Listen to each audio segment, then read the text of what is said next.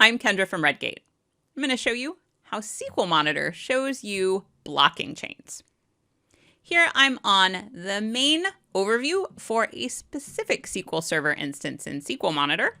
If you want to go straight to check out blocking processes, then the bar on the left has a handy tab that will help you quickly navigate to that portion of the page, in which you can see for the date range you have selected. I'm looking at 3 hours here.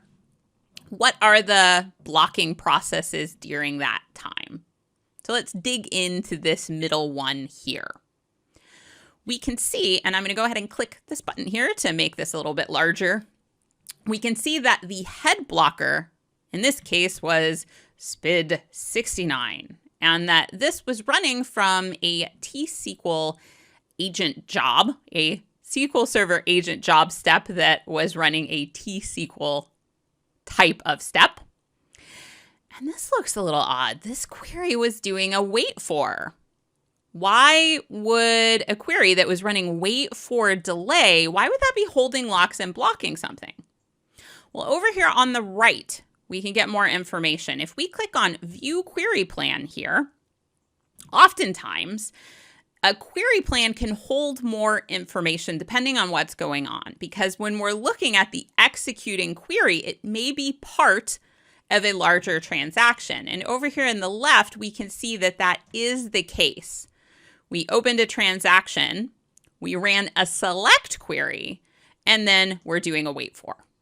Now in the real world, hopefully your queries aren't doing a wait for, but what might be happening here is that they might be doing something else in this database or even in another database and still holding locks from earlier in the transaction, depending on what they did. So by navigating around in the execution plan, we can actually see different things that were run, and we can see that before we went to that wait for, we opened a transaction, and then using the serializable isolation level, hold lock is a synonym for, well, it's not technically a synonym. Hold lock is a hint that implements the serializable isolation level. We took out a table level lock for this query, which was designed for a blocking demo. So that is our head blocker.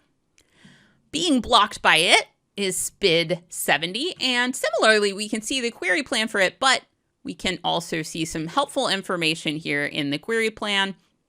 It is currently running this query. We can see the wait type that it's waiting on, and we also get information about the wait resource. So this is an object wait resource. We get the database ID and the object ID there. Now this is a blocking chain. So we've got our head blocker. It is blocking poor SPID 70, and then in turn, SPID 70 is blocking both SPID 71 and SPID 73.